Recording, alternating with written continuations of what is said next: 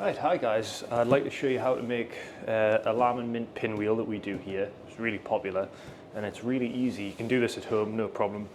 It freezes perfectly well. All that you need is some minced lamb. We're going to make a burger mix.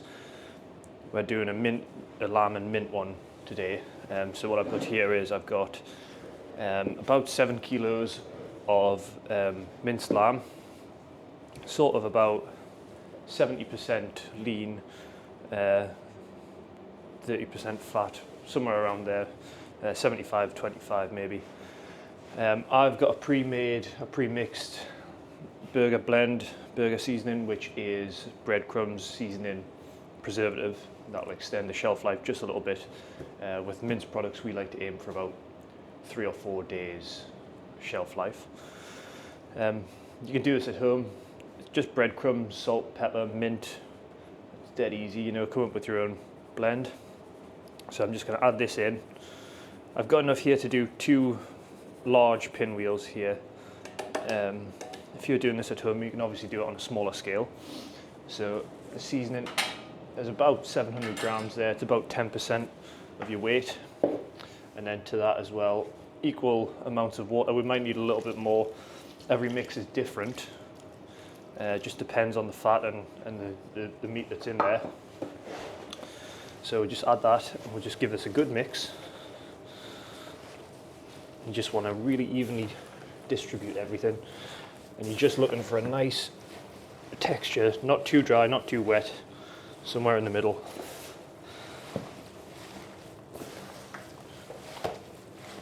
Really easy. I've weighed that water, so it should be not far off being perfect there. You just want to spend a couple of minutes just working this in. There we go. Just spent a couple of minutes working that meat. It builds the proteins in there. You can see that it's now holding together nicely. What I like to do is just run it through the mincer again. And what that does, it just smooths out the texture. It blends the fat in as well, so everything's a little bit more evenly mixed.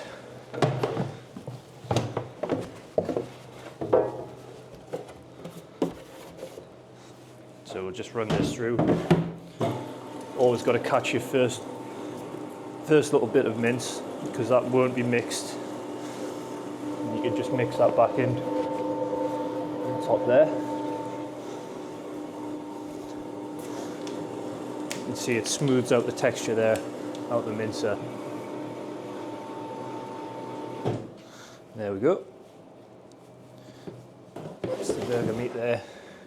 You can see how it smoothed that out, mixed the fat in, be a nice even texture now. What I'm going to do, it's a really good tip if you're doing this at home as well. As soon as you've used your mincer, get it washed down. Don't let anything dry on, because it takes 3 times longer if you do that. So I'll wash the mincer now.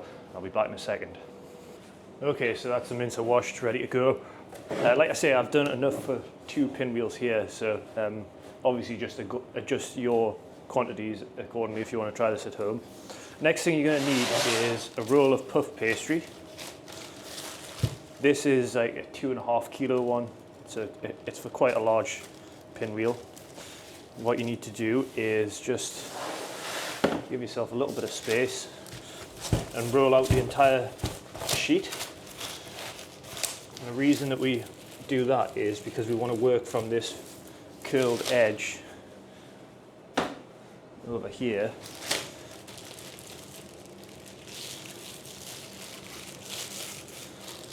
We want to build a pinwheel from this end to here, and the reason we do that is because that's already curled quite tight. It'll help us start off that spiral effect. So I'm going to take about half of this mix, just eyeballing it. Just slap that down there. And then there's no real secret to this part. You just want to spread your mixture out as flat as you can get it and as even as you can get it. And you want to do that evenly so you get that nice tight spiral. So you just spend a little bit of time here. Just grab small amounts and press it right in. I'll speed this up because it does take a few minutes. And I'll bring you back when we're close to being where we need to be.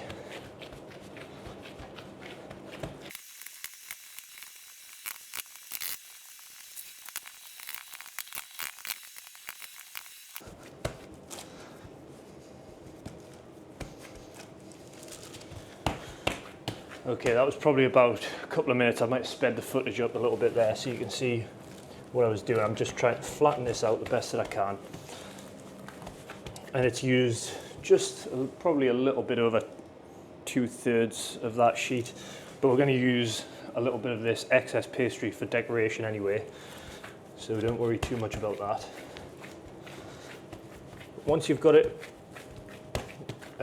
roughly flat, there's a couple of different techniques you can use. You could take a long steak knife and drag that back and forwards, just smooth it out. That works quite well. You just want to try and get right up to the edges where you can. I mean, as we roll this, you'll be able to tuck things in and manipulate it a little bit. The technique I like to use is just to take a sheet of plastic, really thin plastic. It just happens to fit quite nicely on here.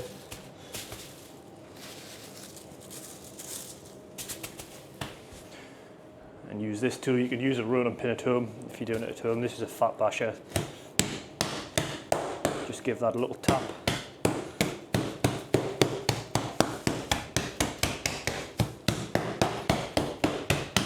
That'll just flatten everything down and just move this along.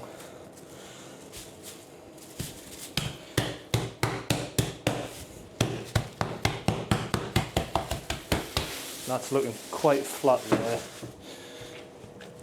I'll just press that so we get a nice definitive edge.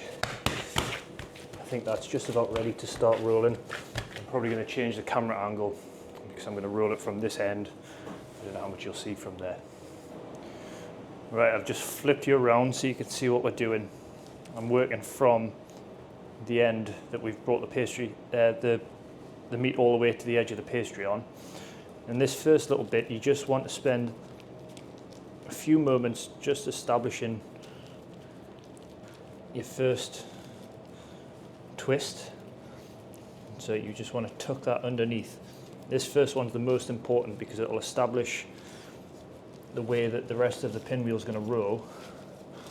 At least that's what I've found in my experience. So just tuck that pastry right underneath and try and be as even as you can throughout. That's ready to start rolling. So use this sheet of paper that the pastry comes on. We just buy this in. It's just normal puff pastry.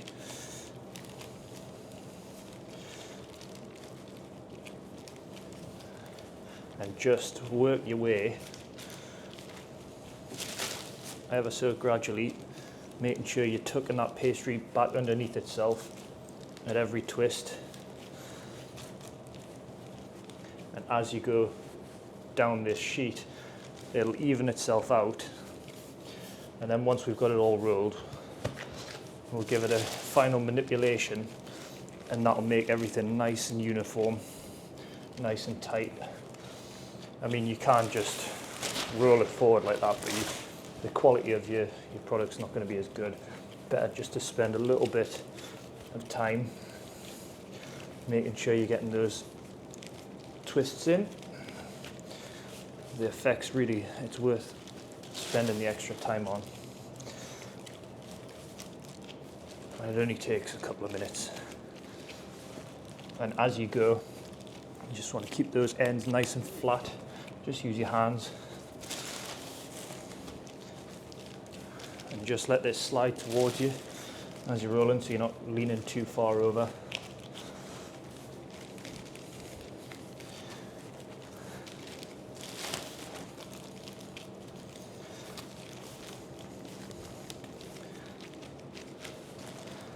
It's looking nice there. Just a few more twists.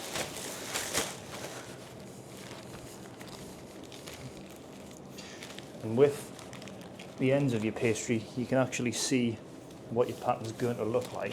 So just keep an eye on that as well.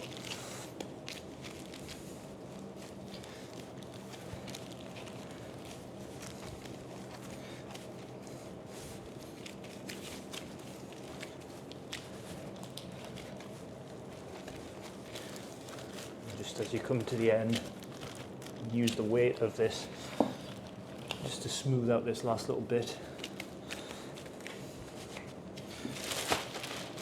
Pull that towards you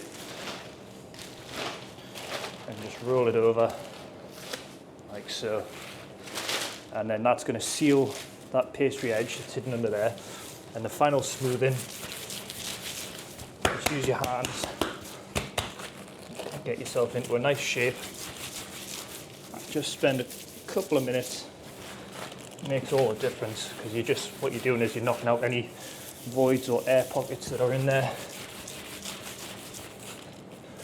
squaring everything up,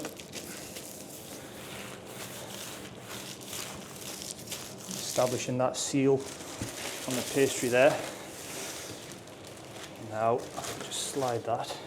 I just need to grab a knife and trim this part of the pastry off.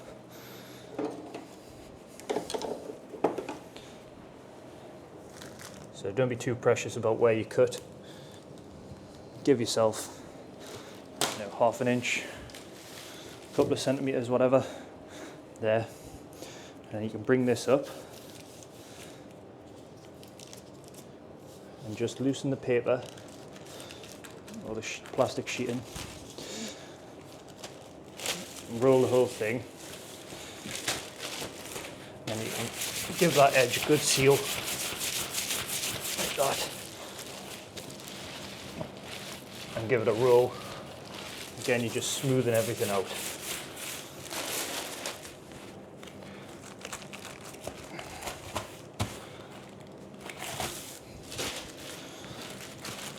So that's the pinwheel now done. All that we've got to do is to decorate it, and for that I'm just going to use this bit of pastry. First I'll just trim this off, and I'll bring you back in just a sec. Okay, just time to decorate now. All I'm going to do for this one is use a lattice roller. I'm just going to put a little simple lattice on there, but you can decorate it any way you want. So all I need to do is, with my last little bit of pastry, I'll just mark on the size of my lattice roller and I'll run a line down. So from that entire sheet of pastry, that's the only waste that we've got on it, so it's not too bad.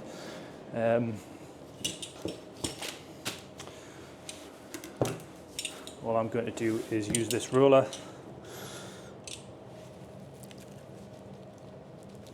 just nice, firm, confident stroke.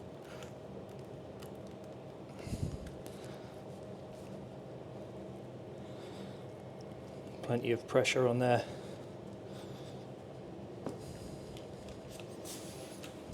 If you can, it's good to go back over.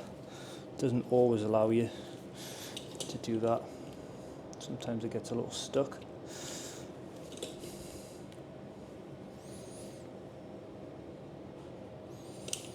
There we go. Might just have to trim this little edge off here. Cut that slightly too big. And we can peel this off. Get rid of those. And then just tease this apart best that you can.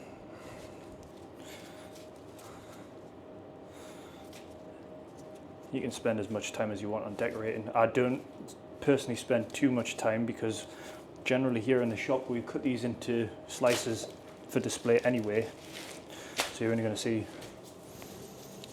decoration if you keep it in a piece. Sometimes we'll display it as a large piece, but especially on busy days I like to pre-cut these. It just saves time for the girls on the counter.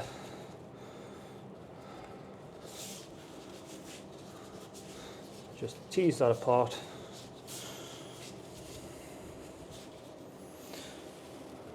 lay that on.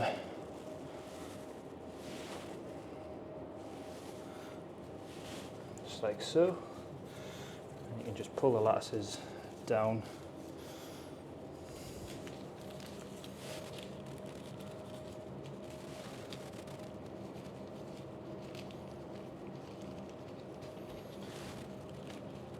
And just get it down as far as you can on both sides.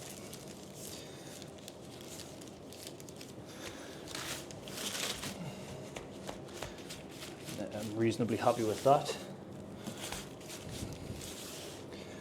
All we're going to do is just bring the plastic sheeting over, just medium pressure, press that pastry on so it seals. There we go. The final thing that we've got to do is to brush this. We use a seasoned oil. So I've got that here. It's a very high quality rapeseed oil.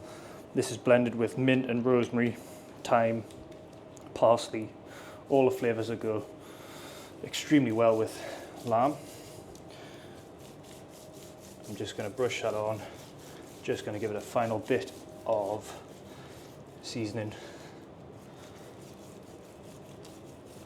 And it's sort of, in a way, it's replacing an egg wash. No need to egg wash this because we've got the fat on there in the form of the oil, so that'll help crisp up the pastry nicely. This can be a little bit messy. I'll speed this forward now and you can see what it looks like when it's done.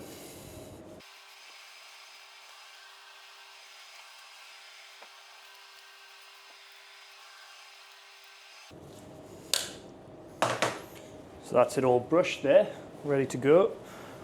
Finally just got some mixed herbs here, just to finish it off. Nice even coat. Now this needs to rest in the fridge for half an hour before it's ready to be sliced, but I will show you that once it's done. And just for ease of storage, I'll just cut that in half, roughly. We'll get a sneak peek of what the pinwheel is going to look like. There you can see how uniform that looks. Looks pretty good. I'll bring you back in about half an hour when that's ready to be sliced.